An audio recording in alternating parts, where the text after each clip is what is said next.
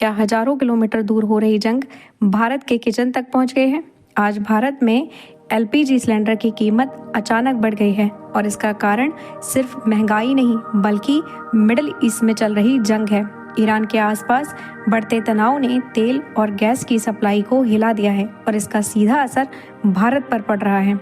LPG price shock. 7 मार्च से पूरे भारत में घरेलू एलपीजी सिलेंडर की कीमत लगभग 60 रुपये बढ़ा दी गई है। दिल्ली में 14.2 किलो का सिलेंडर अब लगभग 913 का हो गया है। वहीं होटल और रेस्टोरेंट में इस्तेमाल होने वाले कमर्शियल सिलेंडर की कीमत करीब 115 रुपये बढ़ गई है। इसका मतलब है कि घर का किचन महंगा, होटल का खाना महंगा और पूरी अर्थव्यवस्था पर दबाव। ईरान वॉर का कनेक्शन। अब सवाल है, ईरान की जंग का भारत से क्या लेना देना?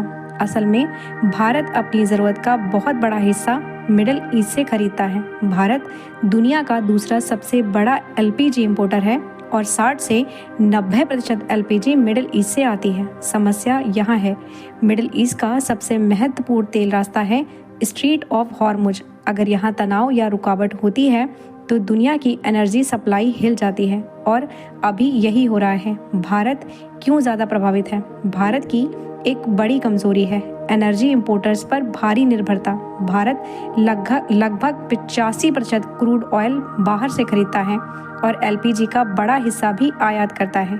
जब ग्लोबल ऑयल और गैस महंगे होते हैं तो भारत को भी ज़्यादा कीमत देनी पड़ती है। इसी वजह से एलपीजी महंगी, पेट्रोल डीजल का खतरा और इन्फ्लेशन बढ़ने की आशंका।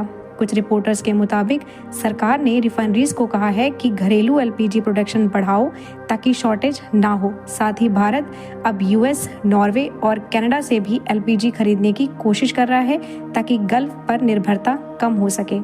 अब आगे क्या होगा? अगर मिडिल ईस्ट में जंग लंबी चली तो असर और बड़ा हो सकता है। संभावित असर: एलपीजी और महंगी, पेट्रोल डीजल में बढ़ोतरी, महंगाई में उछाल और भारतीय अर्थव्यवस्था पर दबाव। यानी ईरान की जंग सिर्फ मिडिल ईस्ट की नहीं, यह भारत के हर घर के किचन तक पहुंच सकती है। अब सवाल यह है, क्या भारत में एनर्जी इंपोर्टर्स पर इतनी निर्भरता कम कर पाएगा या हर ग्लोबल क्राइसिस में भारतीय जनता को महंगाई झेलनी पड़ेगी? आपकी क्या राय है? कमेंट में ज़रूर बताइए।